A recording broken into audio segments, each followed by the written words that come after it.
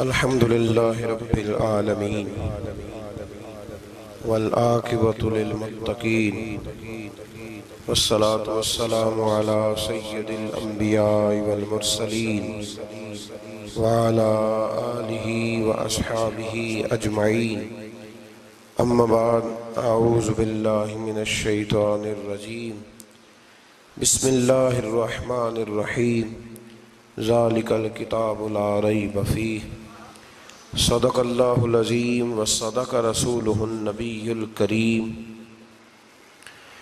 ان اللہ وملائکتہ یصلون علی النبی یا ایہا الذین آمنوا صلوا علیہ وسلموا تسلیما الصلاة والسلام علیک یا سیدی یا رسول اللہ وعلى آلك وأصحابك يا سيدي يا حبيب الله اللهم صل على سيدنا ومولانا محمد معدن الجود والکرم وآلہ وصحبہ وبارک وسلم۔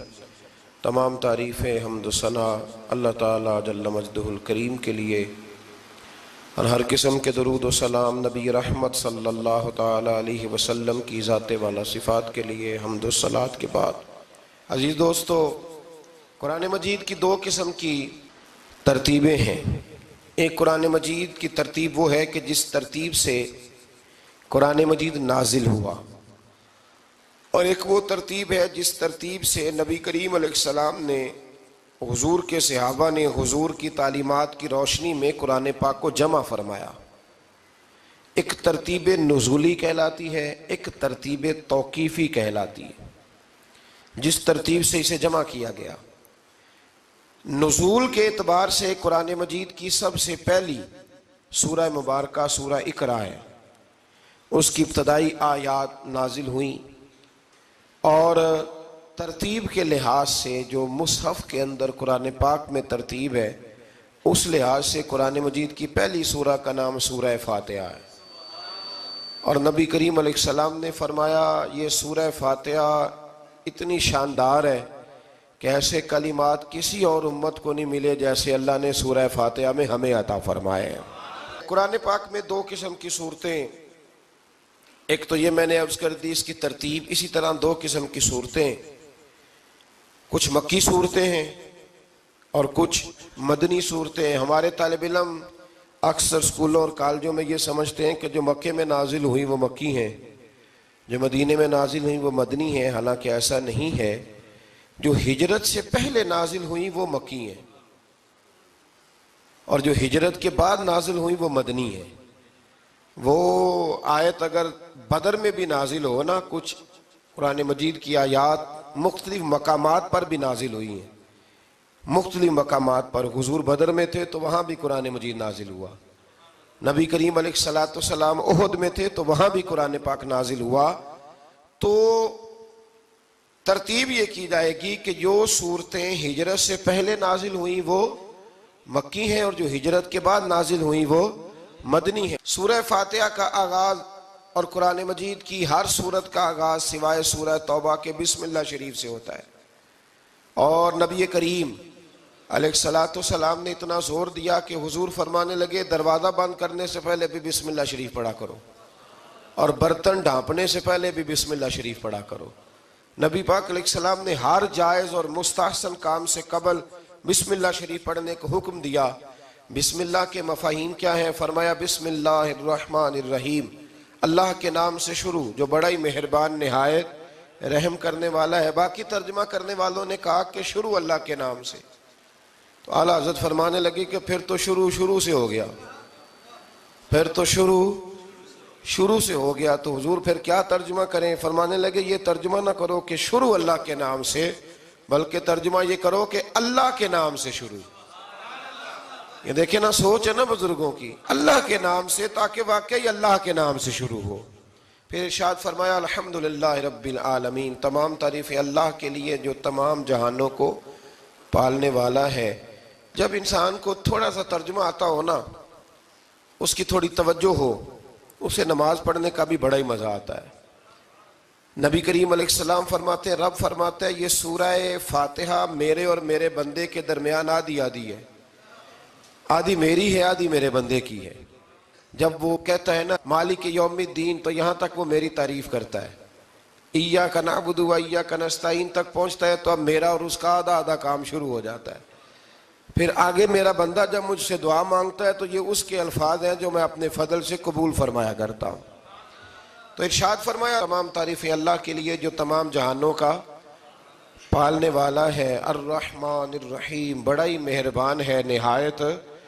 یہ رحمان مبالغے کا صیغہ ہے، یعنی اتنا رحم کرنے والا کہ جتنا کوئی اور رحم نہ کر سکے. اس لیے اللہ ہی رحمان ہو سکتا ہے، بندہ کوئی رحمان نہیں ہو سکتا. بندے کو رحیم کہا جا سکتا ہے، نبی پاک رحیم ہے لیکن رحمان نہیں ہے. اس لیے کسی بھی انسان کا نام رحمان نہیں ہو سکتا. کسی دکان پر بعض اوقات لوگ نام رکھ لیتے ہیں رحمان بک ڈپو، تو یہ درست نہیں ہے.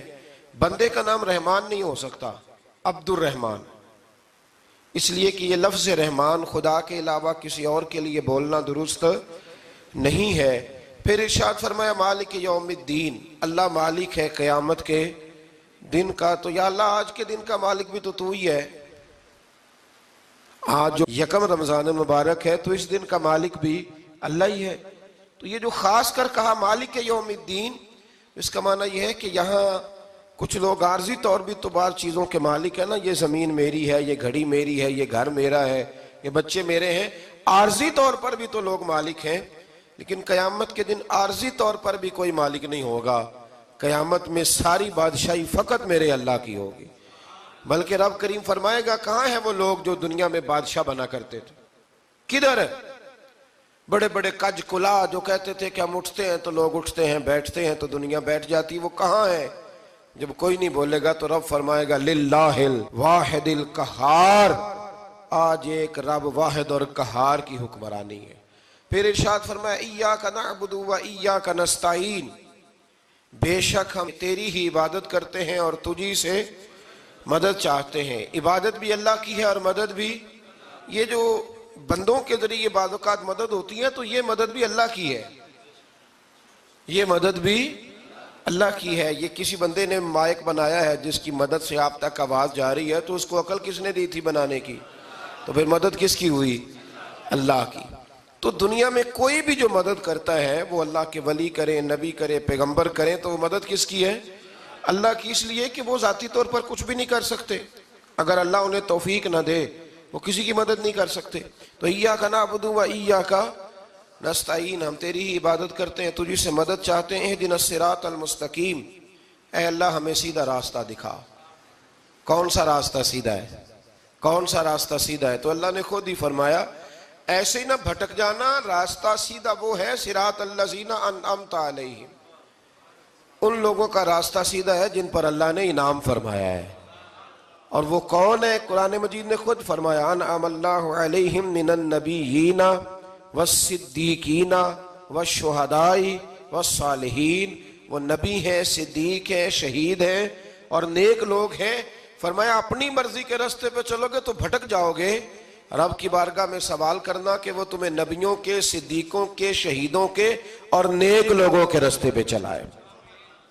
غیر المغضوب علیہم ولا الضالین، نہ ان لوگوں کے راستے پہ چلا جن پر تیرا غضب ہوا، اور نہ ان کے راستے پہ چلا جن پر تو ناراض ہوا، جنہیں تو نے گمراہ کیا. ان لوگوں کے راستے پہ نہ چلا بلکہ ان لوگوں کے راستے پہ چلا جن پر تیرا انعام ہوا. یہ جو لوگ ہیں نا مغضوب علیہم ولا الضالین، ایک گروہ یہودیوں کا ہے اور ایک عیسائیوں کا ہے. کہا جا رہا ہے یا اللہ نہ یہودیوں کے راستے پہ چلا اور نہ عیسائیوں کے راستے پہ چلا، ہمیں تو ابو بکر صدیق کے راستے پہ چلا، ہمیں تو عمر فاروق کے راستے پہ چلا، عثمان غنی، مولا علی اور جناب ابو ہریرہ کے راستے پہ چلا. اب یہ سورہ فاتحہ کا تو میں نے مکمل ترجمہ عرض کیا. سورہ بقرہ یہ قرآن مجید کی سب سے بڑی سورہ ہے. ایک حدیث اس کی فضیلت پہ سن لے. نبی کریم علیہ السلام نے فرمایا جس گھر میں سورۃ بقرہ پڑھی جائے نا، فرمایا جن کیا وہاں سے تو شیطان بھی بھاگ جاتا ہے. سورہ بقرہ گھروں میں پڑھیں، یہ سب سے بڑا تعویذ ہے. اگر گھر میں جنات ہوں، کوئی آسیب ہوں، اور یہ وہ والا تعویذ ہے جو مدینے والے رسول نے عطا فرمایا ہے. یہ سب سے بڑی سورہ ہے. مفسرین فرماتے ہیں اگر کوئی استدلال کی قوت رکھتا ہو تو ایک 100 چیز کا اللہ نے حکم دیا ہے، بلکہ امام اعظم فرماتے ہیں 100 تھوڑی ہے، میری نظر سے پڑھو تو 1000 چیزوں کا حکم دیا ہے، 1000 سے منع کیا ہے، اور 1000 قسم کی نصیحتیں اللہ کریم نے سورہ بقرہ کے اندر فرمائی ہیں. اس سورہ مبارکہ کا جو پہلا رکوع ہے نا، اس میں جو سب سے پہلی آیت ہے وہ ہے الف لام میم. ان کو کہتے ہیں حروف مقطعات. پہلا لفظ ہی جب کوئی قرآن مجید کا پڑھتا ہے نا، بہت بڑا عالم فاضل، بہت بڑا محدث، تو اسے یہ کہنا پڑتا ہے کہ میں نہیں جانتا، اللہ جانتا ہے یا اللہ کا رسول جانتا ہے. الف لام میم کا معنی ہم نہیں جانتے، اللہ جانے یا اللہ کا رسول جانے، یا جس کو وہ دونوں بتا دیں وہ جانتا ہے، ورنہ یہ اللہ اور اس کے رسول کا راز ہے. یہ آگے ارشاد فرمایا ذالک الکتاب لا ریب فیہ، یہ وہ عظیم کتاب ہے جس میں شک کی کوئی گنجائش نہیں ہے. ھدی للمتقین، یہ ہدایت ہے پرہیزگاروں کے لیے. سوال یہ ہوتا تھا کہ یا اللہ جو متقی پرہیزگار ہیں وہ تو پہلے ہی ہدایت پہ ہیں، تو قرآن بھی اگر انہیں ہدایت دے گا تو پھر جو گناہگار ہیں ان کی ہدایت کہاں ہے؟ تو اس آیہ مقدسہ کا معنی مفسرین نے یہ بیان فرمایا ہے کہ مطلب اس کا یہ ہے کہ قرآن ہدایت دیتا سب کو ہے، لیکن اس سے ہدایت حاصل متقی لوگ کرتے ہیں. بارش برستی ہے نا سب جگہوں پہ، لیکن اگر کسی نے فرش کرایا ہو، ٹائلیں لگوائی ہو، تو وہاں پھل پھول اگ سکتے ہیں، سبزہ اگ سکتا ہے. اس کے لیے زمین کا زرخیز ہونا شرط ہے. قرآن مجید سب کو ہدایت دیتا ہے، لیکن قرآن مجید سے ہدایت لیتے وہ ہیں جنہیں اللہ نے تقوی والا دل عطا فرمایا ہے، ڈرنے والا دل دیا. آگے جو آیات ہیں نا 5، ان میں اللہ تبارک و تعالیٰ نے متقی لوگوں کی فضیلت بیان کی ہے، نشانیاں بیان کی ہیں کہ وہ کون ہوتے ہیں. ان میں پہلا ارشاد فرمایا کہ متقی وہ ہوتا ہے جو غیب پہ ایمان لے آتا ہے، اس چکر میں نہیں پڑتا کہ آنکھوں سے دیکھوں گا تو مانوں گا. اور دوسرا فرمایا متقی وہ ہوتا ہے جو نماز قائم کرتا ہے اور اللہ کے دیے ہوئے رزق سے اللہ کے راستے میں خرچ کرتا ہے. اور تیسرا فرمایا متقی وہ ہوتے ہیں کہ محبوب جو قرآن ہم نے آپ پہ نازل کیا اس پر بھی ایمان لاتے ہیں، اور جو آپ سے پہلے نازل کیا گیا اس پر بھی ایمان لاتے ہیں، یعنی تورات کو، زبور کو، انجیل کو، اس کو بھی وہ مانتے ہیں. اور پھر اللہ کریم نے فرمایا اولئک علی ھدی من ربہم واولئک ھم المفلحون. یہ جو لوگ ہیں نا غیب پر ایمان لانے والے، نماز پڑھنے والے، زکوٰۃ دینے والے، پچھلی کتابوں کو بھی ماننے والے، نبیوں کو بھی ماننے والے، اور رسول پاک پر ایمان لانے والے، فرمایا یہ وہ لوگ ہیں جو اللہ کی طرف سے ہدایت پر ہیں، اور یہ وہ لوگ ہیں جو دنیا میں بھی کامیاب ہو جائیں گے اور آخرت میں بھی کامیاب ہو جائیں گے. پھر آگے نا اللہ تبارک و تعالیٰ نے کفار کا ذکر فرمایا ہے 3 آیات کے اندر. مومن کے بعد دوسرا درجہ کس کا ہے ذکر میں؟ کافر کا. پہلے بات ہوئی 5 آیات میں مومنوں کی، اب 3 آیات میں ذکر کیا گیا پکے کافروں کا. مومن وہ ہوتا ہے زبان سے بھی اللہ اور اس کے رسول کو مانے، ان کی لائی ہوئی چیزوں کو مانے اور دل سے بھی تسلیم کرے. اور کافر وہ ہوتا ہے کہ جو نہ زبان سے مانتا ہے اور نہ ہی دل سے تسلیم کرتا ہے. پھر اللہ تبارک و تعالیٰ نے 13 آیات کے اندر 3 آیتوں میں کافروں کا ذکر کیا، اور 13 آیات کے اندر پھر منافقین کا ذکر فرمایا ہے. منافق اس کو کہتے ہیں، منافق اس کو کہتے ہیں جو زبان سے تو دعوے اونچے اونچے کرتا ہے ایمان کے، لیکن اس کے دل میں ایمان موجود نہیں ہوتا. آپ حیران ہوں گے، یہیں پہ بات کو ذرا غور سے سمجھیں کہ مومنوں کا ذکر 5 آیات میں اور کفار کا 3 آیات میں، پکے کفار کا. اور منافقین کے لیے اللہ نے اگلے ہی رکوع میں 13 آیات بیان فرمائی. 13. یہ خطرناک گروہ ہے منافقین کا، یہ خوفناک لوگ ہیں. یہ وہ چھپی ہوئی بیماری ہے کہ جس کو پکڑنا تھوڑا مشکل ہے. کچھ بیماریوں کو ڈاکٹر کہتے ہیں نا یہ خاموش قاتل ہے، قتل کر دیتی ہے پر پتہ نہیں لگنے دیتی.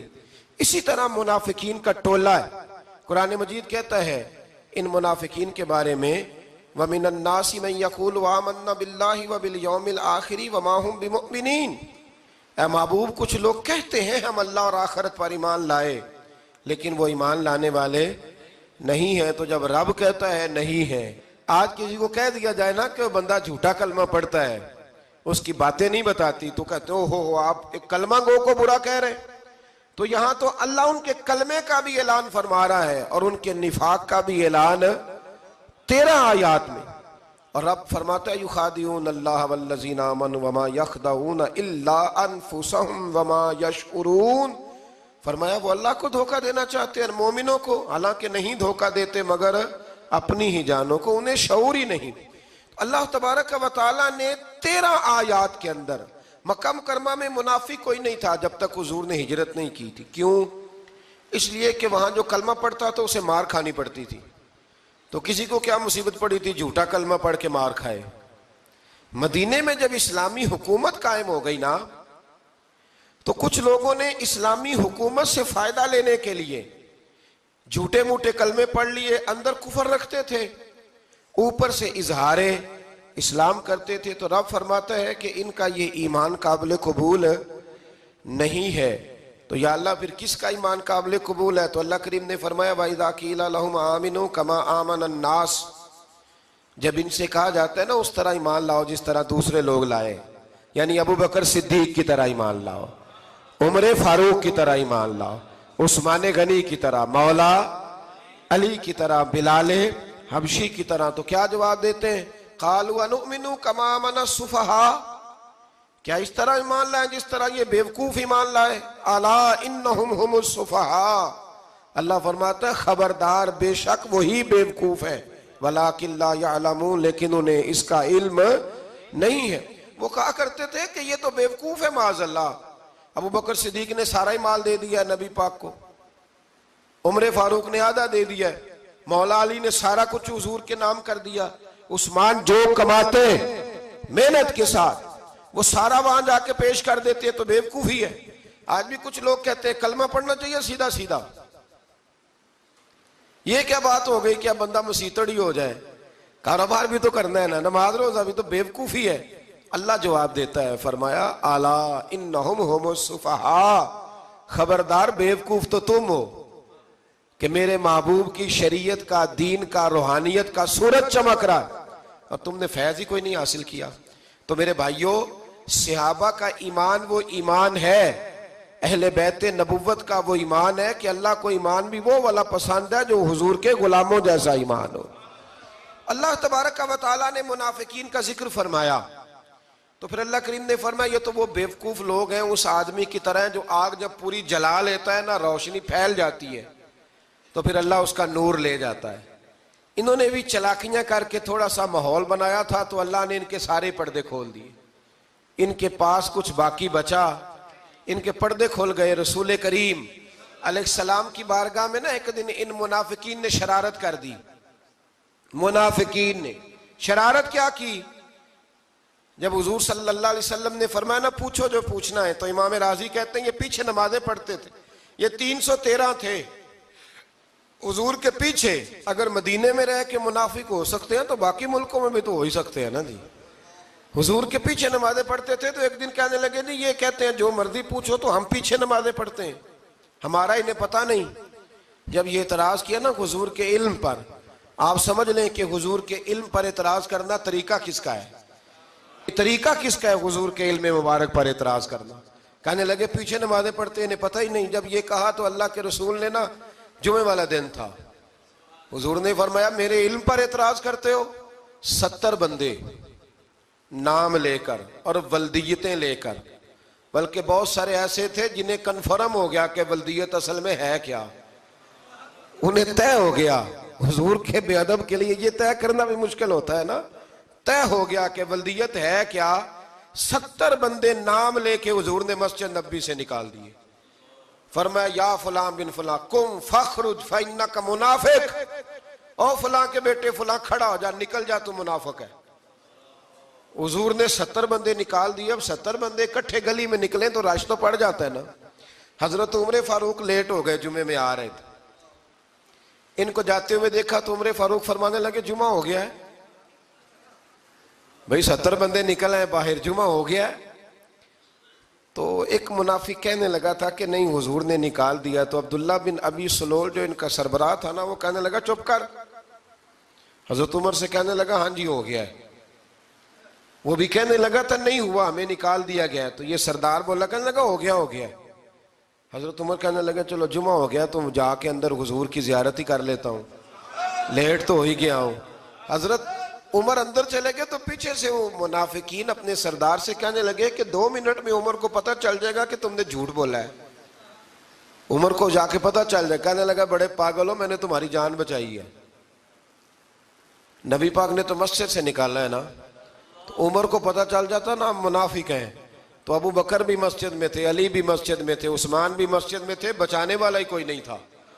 عمر نے تلوار لے کے تو دنیا سے ہی نکال دینا تھا، تو میں نے جان بچائی ہے، آپ جائیں گے نا اندر تو حضور ٹھنڈا کر دیں گے، فرمائیں گے چلو میں نے نکال جو دیا ہے۔ تو یہ وہ منافقین کی جماعت ہے۔ دوسرے سے تیسرے رکوع میں نا اللہ تعالیٰ نے انسان کو یاد کرایا ہے کہ تو نے عبادت اپنے رب کی کرنی ہے، اور فرمایا رب تمہارا وہ ہے جس نے تمہارے لیے زمین کو فرش بنایا ہے، آسمان کو چھت بنایا ہے، اور آسمان سے پانی برسا کے تو زمین سے پھل اگائے ہیں، رزق لکم، وہ بھی تیرے کھانے کے لیے اگائے ہیں۔ وہ جو آسمان سے بارش برسا کے زمین سے سبز اور پھل اگائے ہیں تو وہ بھی تیرے لیے۔ جب سارا کچھ تیرے لیے بنایا تو بھی تو عبادت کرنا اپنے رب کی، پھر کسی کو اس کا شریک نہ ٹھہرا۔ ایک چیلنج بھی کیا قرآن مجید نے اس رکوع کے اندر۔ کہا کرتے تھے مکے کے لوگ کہ آپ قرآن مجید کی آیتیں نبی کریم علیہ السلام سے کہا کرتے تھے کہ معاذ اللہ آپ خود بناتے ہیں، بنا کے لاتے ہیں۔ تو اللہ کریم نے فرمایا وَإِن كُنتُمْ فِي رَيْبٍ مِّمَّا نَزَّلْنَا عَلَىٰ عَبْدِنَا فَأْتُوا بِسُورَةٍ مِّن مِّثْلِهِ، اگر تمہیں شک ہو نا اس میں جو ہم نے بندہ خاص پہ نازل کیا ہے تو تم بھی اس جیسی ایک صورت بنا کے لاؤ۔ پڑھے لکھے تو تم بھی ہو نا، مکے میں تم بھی رہتے ہو، تو ایک صورت بنا کے لاؤ۔ قرآن مجید ہم سے چھینا گیا ہے سازش کے تحت، اس لیے کہ جس قوم کو قرآن آ جاتا ہے نا پھر کوئی کافر اس کا مقابلہ نہیں کر سکتا۔ دیکھیں نا اگر کافروں کے پاس جواب ہوتا قرآن پاک کا تو بدر اور احد میں نا کوئی آیت بنا کے لاتے، قرآن کے مقابلے کی تلواریں لے کے نہ آتے، ان کے پاس جواب ہی نہیں تھا۔ اور قیامت تک کسی کافر کے پاس قرآن مجید کا کوئی جواب، قرآن کا کوئی جواب، قسم اللہ کی جواب کوئی نہیں، قرآن کا اس کا کوئی جواب نہیں۔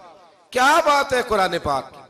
وہ ایک دفعہ مسلمہ کذاب بے ایمان کہنے لگا میں نے بنا لیا ہے قرآن پاک کا جواب، معاذ اللہ۔ جواب کیا بنایا؟ وہ صورت ہے نا القاریۃ ما القاریۃ وما ادراک ما القاریۃ، کھڑکھڑانے والی کیا ہے، کھڑکھڑانے والی تمہیں کیا پتا کیا ہے کھڑکھڑی، قیامت کا ذکر ہے۔ کہنے لگا میں نے اس جیسی صورت بنا لیا، تو کیا بنایا؟ الفیل مل فیل وما ادراک ما الفیل۔ کہنے لگا ہاتھی، تمہیں کیا پتا کیا ہاتھی، تم کیا جانو کیا ہاتھی۔ تو پاس جو اس کے اپنے بیٹھے تھے نا چیلے، کہنے لگے چپ کر جا، سارے زمانے کو پتا ہے ہاتھی کیا ہوتا ہے۔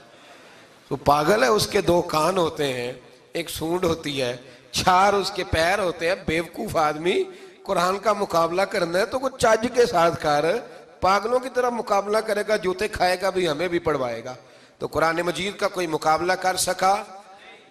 تو اس آیہ مبارکہ میں اللہ نے کافروں کو یہ کہا اگر مقابلہ نہیں کر سکتے تو پھر اللہ سے ڈرو، ورنہ دوزخ میں ڈالے جاؤ گے، وہ جس کا ایندھن آدمی اور پتھر ہے، اور بنائی بھی کافروں کے لیے گئی ہے۔ اعدت للکافرین، جہنم کس کے لیے بنائی گئی ہے؟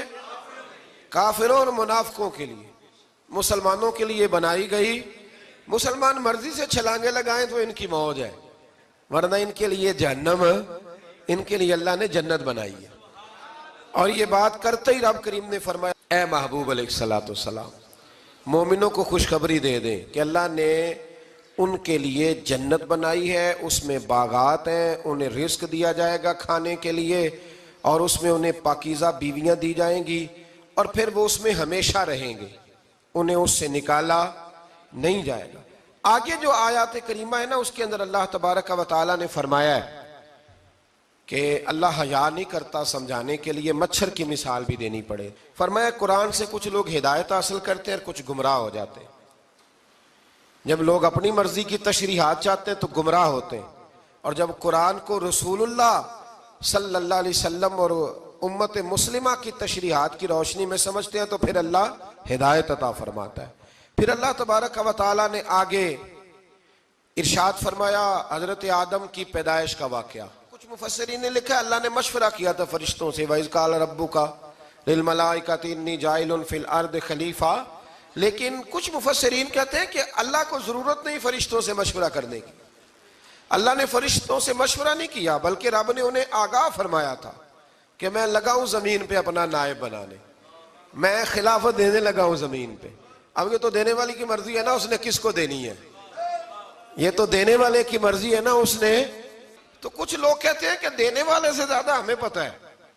تو فرشتوں کو بھی یہ اجتہادی خطا ہو گئی، کہنے لگے یا اللہ اسے نہ بنانا، یہ فساد کرے گا، یہ خون ریزیاں کرے گا. تو اللہ نے فرمایا جو میں جانتا ہوں وہ تم. اللہ اکبر.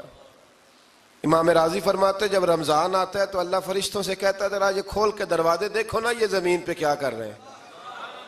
تم تو کہتے تھے فساد کریں گے اور یہ سارے تراویحیں پڑھ رہے ہیں. تم تو گویا کہتے تھے فساد کریں گے اور یہ تو دیکھو گویا رمضان کے روزے رکھ رہے ہیں. یہ تو میری یاد میں نکلے ہوئے. تم کچھ کہتے تھے اور دیکھو میں نے تمہیں کہا تھا نا جو میں جانتا ہوں وہ تم. اللہ نے پھر حضرت آدم علیہ السلام کو تمام زمانے کے علوم عطا کیے، علم سکھا لیا. تو فرشتوں سے کہا تم بھی ان چیزوں کے نام بتاؤ، تو وہ بتا سکے نہیں. اللہ نے فرمایا اب اس طرح کرو آدم کو سجدہ کرو. سب نے سجدہ کیا سوائے. وہ کہنے لگا یا اللہ صرف تجھے ہی کرنا ہے. کرنا بھی صرف اللہ کو چاہیے، پر رب کے آگے بھی جھکنا چاہیے، اور جس کے سامنے رب جھکائے نا وہاں بھی. اور یہ جو عاجزی ہے نا، یہ جو جھکنا ہے، یہ علم کے آگے ہے. ہماری مصیبت یہ ہے کہ ہم علم کے آگے بھی گردن جھکانے کو تیار نہیں ہوتے، وہاں بھی ہم خود عالم فاضل بن جاتے.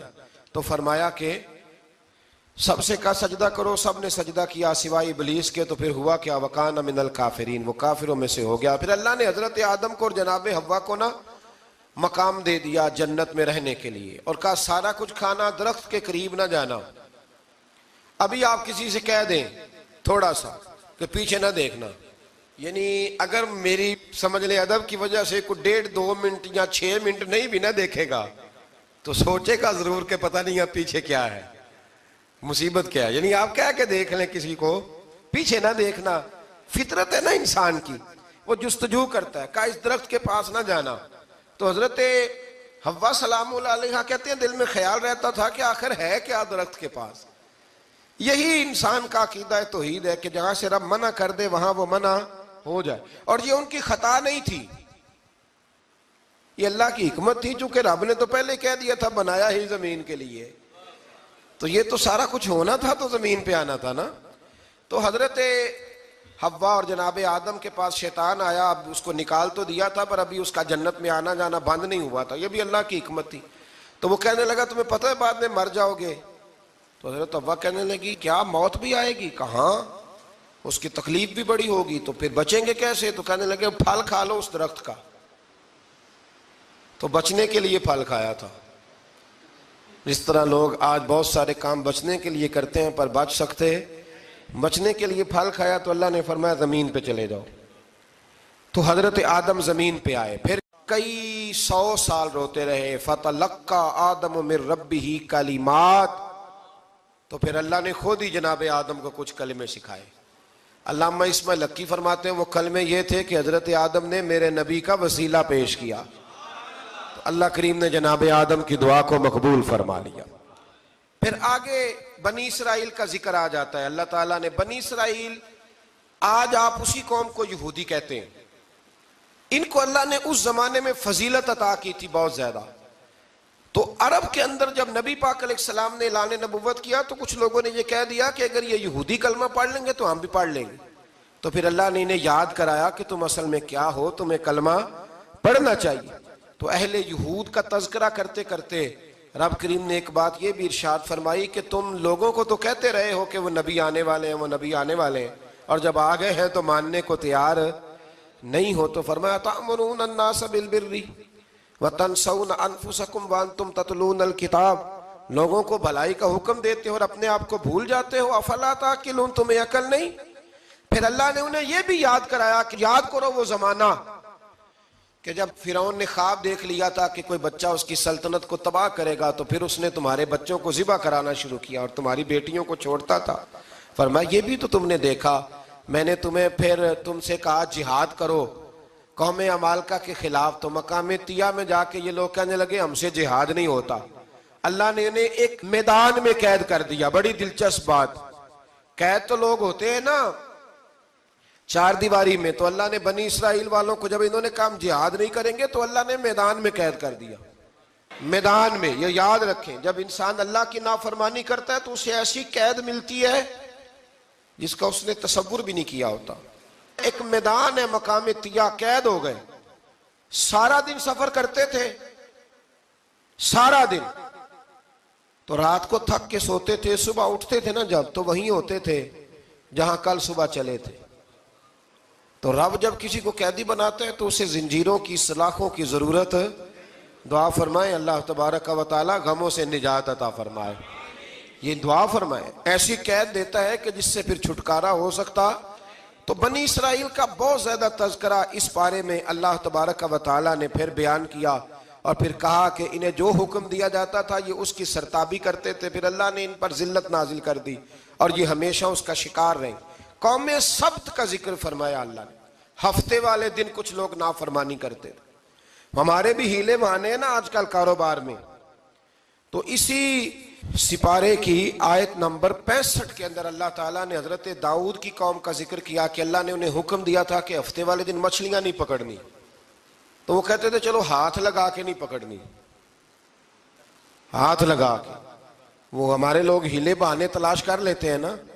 وہ بڑے جناب انشورنس والا آ گیا, اب وہ بینک والا آ گیا, وہ فلانے صاحب آ گئے, وہ تروڑ مروڑ کے کہانیاں باتیں, اور پھر ہمیں بھی رستے مل جاتے ہیں بچنے کے. مفتی صاحب نے کہہ دیا تھا, ایک مولانا سے میں نے ان کو کہا ہفتے والے دن مچھلیاں نہیں پکڑنی. کہا نہیں پکڑتے, چھوٹے چھوٹے حوض بنا لیے. تو مچھلیاں زیادہ آتی تھی اس دن, یہ بھی اللہ کی قدرت تھی. نماز کے وقت گاہک زیادہ آتے ہیں, یہ اس کی قدرت ہوتی ہے. تو وہ مچھلیاں حوض میں جمع ہو جاتی ہیں. یوں سمجھ لیں کہ جال انہوں نے لگا لیے ہوئے تھے, تو جال میں وہ پھنستی رہتی تھی, حوضوں میں آتی رہتی تھی. ہفتے کو نہیں پکڑتے تھے, اتوار کو پکڑ لیتے تھے. تو پھر اللہ نے انہیں سزا دی. فرمایا تماشے کرتے ہو اللہ کے حکم کے ساتھ. کیا سزا دی؟ فَقُلْنَا لَهُمْ كُونُوا قِرَادَةً خَاسِئِينَ. فرمایا بندر بن جاؤ دھتکارے ہوئے. جو رزق حرام طریقے سے کماتے تھے رب انہیں بندر بنا دیتا تھا. ابھی بھی میں نے دیکھے ہیں بڑے بڑے تاجر پاگلوں جیسی زندگی گزار رہے ہیں. نفسیاتی طور پہ سکون نہیں ہے, کروڑوں روپیہ پڑا ہے. کیوں؟ اس لیے کہ رب کے بتائے ہوئے طریقے کے مطابق تجارت نہیں کرتے. آگے ایک اور دلچسپ بات آ گئی. بنی اسرائیل کے اندر نا ایک شخص نے اپنے چچا کو قتل کر دیا جائیداد کے لیے. یہ دیکھیں کب سے لوگ جائیداد کے لیے قتل کرتے آ رہے ہیں. چچا کو قتل کر دیا, اور قتل کر کے حضرت موسیٰ علیہ السلام کے پاس آئے کہ میرے چچا کو کسی نے قتل کر دیا ہے, تو بتائیں کیا کرنا ہے. تو آپ نے فرمایا کہ گائے ذبح کرو, اور اس کا ایک ٹکڑا مقتول کو مارو, مرنے والے کو. وہ خود اٹھ کے بتا دے گا مجھے کس نے قتل کیا ہے. اب ارادہ نہیں تھا گائے ذبح کرنے کا, تو بہانے کرنے لگے. ارادہ نہیں نہ ہوتا تو پھر کیا ہوتے ہیں, کہنے لگے گائے کس طرح کی ہو, بوڑھی ہو کہ بچی ہو, رنگ کیسا ہو, جوان ہو کہ چھوٹی ہو, حال میں ایک دفعہ چلنا سیکھ گئی ہو یا ابھی نہ سیکھی ہو. تو بتاتے گئے تو رب بھی شرطیں بیان کرتا گیا.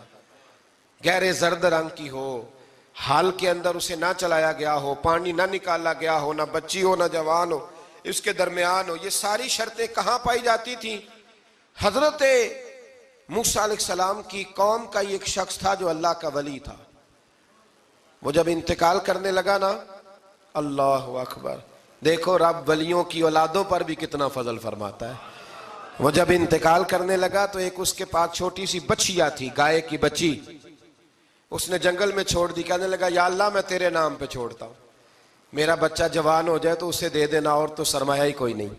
بچہ بڑا ہوا تو بچہ بھی بڑا نیک تھا, اپنی ماں کا بڑا فرما بردار تھا. اس کی ماں نے کہا بیٹا تیرے باپ نے ایک گائے چھوڑی تھی. تو بچہ جنگل میں گیا اور جا کے کہنے لگا اے اللہ میری گائے مجھ سے ملا دے. تو رب کریم نے وہ گائے واپس کر دی. وہ گائے گھر لے آیا. اب وہ کہنے لگا اماں بیچ دوں, تو اماں کہنے لگی بیٹا میرے پوچھے بغیر نہ بیچنا. کئی دفعہ گاہک لگے پر اس نے کہا جب تک میری اماں نہ کہے گی میں بیچوں گا. ادھر بنی اسرائیل والے شرطیں جتنی گائے کے بارے میں پوچھ چکے تھے وہ ساری اسی گائے میں پائی جاتی تھی. تو یہ ڈھونڈتے ڈھونڈتے وہاں پہنچ گئے. تو کہنے لگے گائے چاہیے، تو اس نے کہا بھی تمہاری مرضی سے نہیں، قیمت میری مرضی کی۔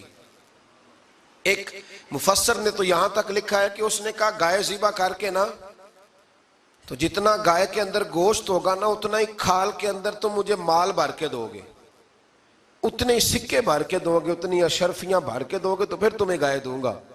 تو پھر یہ گائے انہیں ملی اور یہ گائے لے کر کے آئے۔ زیادہ سوالات نہ کرتے تو زیادہ الجھتے نہ۔ ہم بھی دین کے معاملے میں بڑے سوال جواب کرتے ہیں، اتنا سوال کریں جتنی اس کی ضرورت ہے۔ ان لوگوں نے سوالات زیادہ کیے تو پھر الجھ زیادہ گئے۔ تو میرے بھائی اس کا ذکر بھی اللہ تبارک و تعالیٰ نے پہلے پارے کے اندر بیان فرمایا۔ پھر اللہ کریم نے فرمایا کہ کچھ ایسے لوگ بھی ہیں یہودیوں میں سے جن کا دعویٰ ہو گیا ہے کہ ہم اللہ کے بڑے پیارے ہیں۔ فرمایا یہ صرف ان کے منہ کی باتیں ہیں، یہ تو قیامت میں پتہ چلے گا نا کہ اللہ کا پیار کس کے ساتھ زیادہ ہے۔ اور پھر یہ بھی یہودیوں نے دعویٰ کیا ہے، اسی پارے میں اللہ فرماتے ہیں کہ ان کا دعویٰ ہے کہ ہم اللہ کے بڑے پیارے ہیں، جنت میں ہم ہی جائیں گے۔ تو اللہ فرماتے ہیں پھر مرنے کی دعا تو کرو، جنت میں تو مر کے جانا ہے نا۔ لیکن رب فرماتے ہیں یہ کبھی مرنے کی دعا نہیں کریں گے، اس لیے کہ انہیں پتہ ہے کہ ہم نے آخرت کے لیے کیا بھیجا۔ لیکن جی پہلا حکم آ گیا یا ایھا الذین آمنوا کہہ کے، پہلی آیت قرآن پاک کی پہلے سپارے میں پہلی آیت جس میں اللہ نے کہا یا ایھا الذین آمنوا، تو پہلا حکم آمنوا کہہ کے آیت نمبر 104 میں جو اللہ نے حکم دیا ہے نا وہ نبی پاک کی تعظیم کا حکم ہے۔ پہلا حکم ہی اللہ نے حضور کی عزت اور ناموس کا ارشاد فرمایا۔ پہلا اس ترتیب کے لحاظ سے وہ ہوا یہ کہ جب نبی پاک کو بات ارشاد کرتے تو صحابہ کرام اٹھ کے عرض کرتے رائینا یا رسول اللہ، حضور سمجھ نہیں آئی ذرا رعایت کر دیں۔ تو یہودیوں کی عبرانی زبان کے اندر نہ ذرا کھینچ کے پڑھتے تھے رائینا، تو اس کا معنی بنتا تھا معاذ اللہ اے ہمارے چرواہے، بکریاں چرانے والے کو بھی وہ رائینا کہتے تھے۔ تو جب صحابہ یہ کہنے لگے تو اللہ نے منع ہی کر دیا، فرمایا میرے محبوب کے غلاموں اس لفظ کے پیچھے چھپ کے، اس لفظ کے پیچھے چھپ کے لوگ میرے نبی کی بے ادبی کر جاتے ہیں، تو جس لفظ کا کوئی ایک معنی بے ادبی والا بنتا ہو وہ لفظ بھی میرے نبی کے لیے نہ کہو، لفظ وہ والے کہو جس میں کوئی بے ادبی کا معنی نکلے نہ۔ یہاں لوگوں نے بڑے بڑے لفظ نہیں بول دیے، پھر کہتے میرا مطلب یہ تھا، میرا مطلب وہ تھا، تو نے وہ لفظ بولا کیوں جس کا کوئی غلط مطلب بھی نکل سکتا تھا۔ اللہ نے فرمایا یا ایھا الذین آمنوا لا تقولوا رائینا، اے ایمان والو رائینا کہو ہی نہ۔ تو یا اللہ کیا کہیں؟ فرمایا وقولوا انظرنا، تم کہو یا رسول اللہ ایک نظر فرمائیے، انداز دیکھیے، انظرنا ایک نظر۔ تو ہمارے بزرگ تو پہلے ہی بڑے پیار والوں نے کہہ دیا یا رسول اللہ انظر حالنا، کہتے کہاں سے لاتے ہو جملے؟ میں نے کہا اللہ کی کتاب سے، یا رسول اللہ انظر حالنا یا حبیب اللہ اسمع قالا، تو تم کہو انظرنا محبوب نظر کرم کریں، واسمعوا، اور کیا ضرورت ہے دوبارہ پوچھنے کی؟ اللہ کہتا ہے پہلے ہی دھیان سے سنا کرو، پہلے ہی واسمعوا، پہلے ہی احتیاط سے سنو، وللکافرین عذاب الیم، اور کافروں کے لیے دردناک عذاب ہے۔ لے جی اسی پارے میں اللہ تبارک و تعالیٰ نے پھر اہل یہود کا ذکر کیا۔ تو یہود کہنے لگے کہ ہم حضرت ابراہیم کے ماننے والے ہیں، تو اللہ کریم نے وہ بھی ذکر کیا کہ میں نے تو ابراہیم کو آزمایا ہے، وَإِذِ ابْتَلَىٰ إِبْرَاهِيمَ رَبُّهُ بِكَلِمَاتٍ فَأَتَمَّهُنَّ، ہم نے ابراہیم کو کچھ چیزوں سے آزمایا ہے، وہ ہماری آزمائش پہ پورے اترے۔ قَالَ إِنِّي جَاعِلُكَ لِلنَّاسِ إِمَامًا، تو پھر ہم نے انہیں کہا کہ ہم آپ کو پوری دنیا کا امام بنائیں گے۔ وہ آزمائش کیا تھی؟ آگ میں جانا بھی آزمائش، بیٹے کا نہ ہونا بھی آزمائش، بیٹا ہوا تو پھر اسے وادی غیر ذی زرع ان میں چھوڑ کے آنا بھی آزمائش، بڑا ہوا تو پھر ذبح کرنا بھی آزمائش۔ فرمایا جہاں جہاں آزمایا ہے نا ابراہیم ہماری آزمائش میں پورے اترے۔ فرمایا تو مفت میں حضرت ابراہیم کی اولاد بنتے ہو اور ان کا نام لیتے ہو اور ان کے ساتھ اپنا تعلق بناتے ہو، دیکھو تو صحیح وہ کتنی آزمائشوں سے گزرے۔ تو اس کا بھی اللہ نے اسی میں ذکر فرمایا۔ اور پھر وہ بات کرتے تھے حضرت یعقوب کی اور حضرت اسحاق کی، تو فرمایا وہ تو ہمارے اتنے خاص بندے تھے کہ وصال کے وقت بھی انہوں نے اپنی اولادوں کو نصیحت فرمائی تھی کہ اللہ کی توحید پہ قائم رہنا، اس کا ذکر بھی اللہ نے اسی پارے میں بیان فرمایا۔ اور جو حضرت ابراہیم اور جناب اسماعیل نے کعبہ تعمیر کیا تو اس کا ذکر بھی اللہ تعالیٰ نے اسی پارے میں فرمایا جب وہ کعبہ بنا رہے تھے تو کہہ رہے تھے ربنا تقبل منا، کہہ رہے تھے اے اللہ بنا ہم نے دیا ہے پر مہربانی فرما ہم سے قبول فرما لے۔ تو جو آیہ کریمہ آخر میں عرض کرنا چاہتا ہوں اس پر بھی تھوڑی توجہ فرمائیں گے تو بات بڑی نکھر کے باہر آئے گی۔ یہ 16ویں رکوع کے اندر اللہ نے پھر یہود کا اور عیسائیت کا ذکر فرمایا تو اللہ کریم نے ایک بات ارشاد فرمائی، یہودیوں کے ہاں جب کوئی بچہ پیدا ہوتا تھا وہ پیلے رنگ کے ساتھ اس کو رنگتے تھے، یا کوئی خاص رنگ تھا ان کا، بچہ پیدا ہوتا تو اس پر وہ رنگ چڑھاتے کہ یہ جی ہمارے مذہب کا رنگ ہے۔ ہمارے ہاں بھی رسمیں ہیں نا اپنی اپنی، معاذ اللہ اپنی اپنی نہیں ہونی چاہیے، اللہ رسول کا حکم ہونا چاہیے۔ تو یہودیوں کے ہاں بچہ پیدا ہوتا تو ایک خاص رنگ چڑھاتے، عیسائیوں کے ہاں پیدا ہوتا تو وہ بھی ایک خاص رنگ چڑھاتے۔ تو مسلمانوں کے ہاں بچے پیدا ہوئے تو انہوں نے بھی توجہ کی کہ یہ کیا ہو رہا ہے، تو رب کریم نے فرمایا صبغۃ اللہ، رنگ اللہ کا ہی ہے۔ ومن احسن من اللہ صبغہ، اور فرمایا اللہ کے رنگ سے زیادہ خوبصورت کس کا رنگ ہو سکتا ہے؟ اللہ کا رنگ کیا ہے؟ لا الہ الا اللہ محمد الرسول اللہ صلی اللہ علیہ۔ فرمایا نیلے پیلے کالے رنگ نہ چڑھاؤ، اپنے ذہن پر توحید و رسالت کا رنگ چڑھاؤ، یہ سب سے بہترین رنگ ہے۔ اگر تمہارے ذہنوں پر رب رسول کی توحید کا رنگ چڑھ گیا تو یہ وہ والا رنگ ہے، پھر تمہیں کسی اور رنگ کی طرف جانے کی ضرورت نہیں پڑے گی۔ تو فرمایا رنگ وہ پیدا کرو جو توحید کا ہے، رسالت کا ہے، اس رنگ کی توجہ کرو۔ قرآن مجید کے اس پارے میں اللہ کریم نے مختلف باتیں بیان کر کے آخری رکوع میں یہ جو رنگ کا ذکر فرمایا نا، تو یہ لگتا ہے پورے پارے کا خلاصہ ہے کہ رب کریم نے فرمایا اصل بات یہ ہے کہ تمہاری سوچوں پہ رب رسول کی توحید و رسالت کا رنگ ہونا چاہیے۔ ہر وقت بچہ پیدا ہو، کوئی دنیا سے جائے تو رنگ کس کا ہونا چاہیے؟ اللہ رسول کے دین کا۔ اللہ تعالی ہمیں سمجھنے کی توفیق عطا فرمائے۔ آخر دعوانا ان الحمدللہ۔